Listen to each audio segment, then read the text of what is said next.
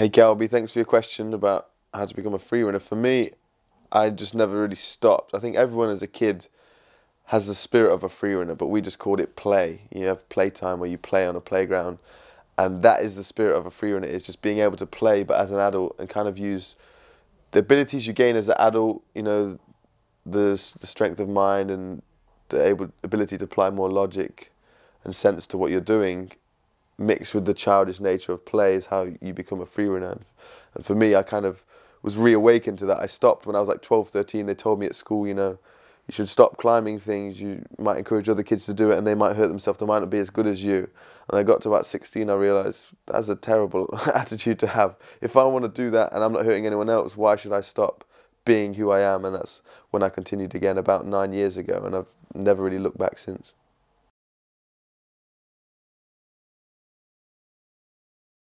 Thank you for your question, Emily. Yeah, sometimes I get bored of walking on my hands. I think I might get reawakened the spirit if I have kids one day. I think I'd like to make it seem really normal to them, so they pick it up really quickly. I think that would be quite cool if they just thought everyone's dad just walked on their hands like that.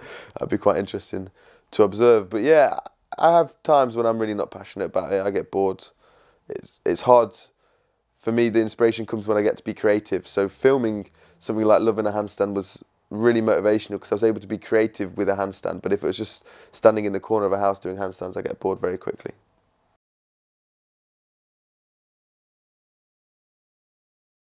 Marie, well, I'm not going to say thank you for the question because I think that's quite a mean question, but it's fair enough. It's an obvious question. How many bones have I broken? Actually, the answer is 0. I'm doing all right, yeah? Hopefully your question hasn't jinxed me. Touch wood. Thank you.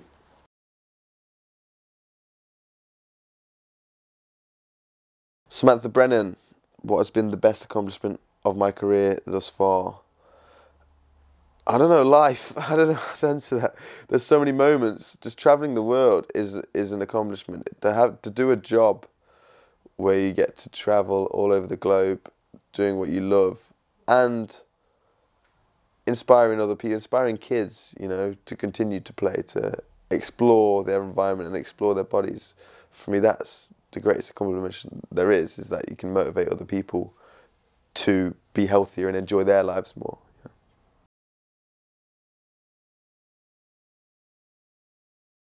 Jesse TH Page, no, I do not wear trainers on my hands. Although it could be a good idea for a video in the future, or to make trainer gloves, truvs, or glavers. No, what would it be? Glaners. I could make some glaners and try and sell them. I'm not sure if there's a market there though, but thanks for the idea.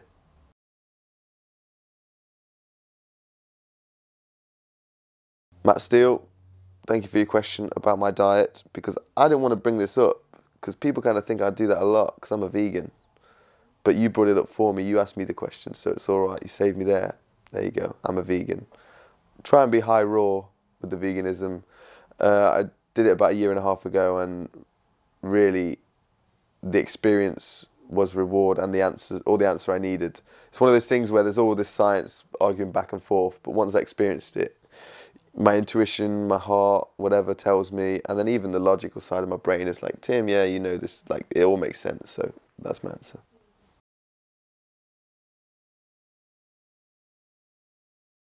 JJ, another question about food and diet. Generally when I'm training, I try and just eat fruit throughout the day, maybe some greens actually. If I eat like a head of lettuce and then go out, somehow I just seem to have these good days. So really greens in the morning is you want the best day, that's what you do, and just eat fruit. And then when you finish training, then you can have the big meals, have loads of sweet potato and whatever. With regards to how often I train when I'm not working and when I'm rested from training previously. Sometimes it's nice to train a few days in a row if you've got the energy. I generally would just listen to my body week in, week out, and it's roughly between, you know, 1 and 4 or 5 sessions a week. I do not take any supplements. Mother Earth provided us with everything we needed. You don't need to complicate things, and I believe there are no free rides when you're taking a little pill like that and it claims to have all these vitamins and everything, but yeah, it's human manufactured. Nah, I don't buy it.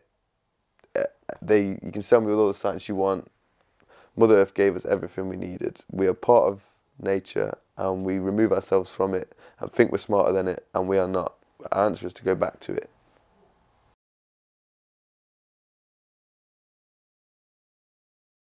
Damien Walker. That would be a good surname for me, because then I could be Tim Hand Walker. But alas, it was not my middle name. Inspired me to start walking on my hands was, I was just a kid exploring my body, man. And that could sound weird, but I did it in a good way, I think. I used to get a tape measure. I think I just saw the odd video of breakdancing on TV and was like so inspired. And I used to spin on my knee to Michael Jackson's Billie Jean. And then I remember just started getting good on my hands. And my parents always said I was upside down more than I was on my feet. And I just kind of carried on with that vein.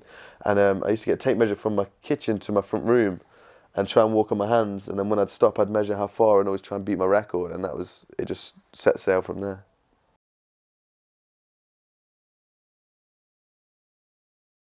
Gareth Jones.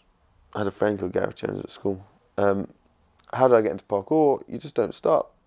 You just, what it is, it's turning off your brain. It's turning off that side of your head that's like, oh, don't do it, you're going to hurt yourself. Oh, but that looks dangerous. But you can look at the top athletes and not do what they do. Just don't do what they do. Just go out and explore your environment.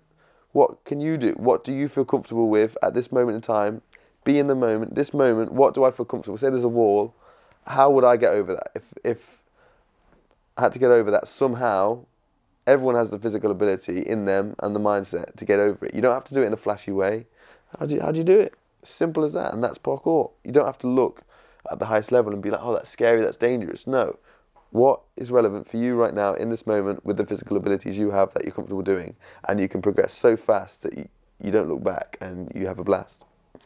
Thank you for your questions, guys. Thank you, Cuticura, for having the innovation to do such a cool video with me and helping me out. Thank you for Fizz for being my beautiful assistant on camera as well. I had a great day in Brighton filming that, and I think the crew enjoyed it as well. It really was a blast, and they're such super nice people. Really was a magic. Really was a magic. That's weird. It was magical. There we go. Thanks, guys.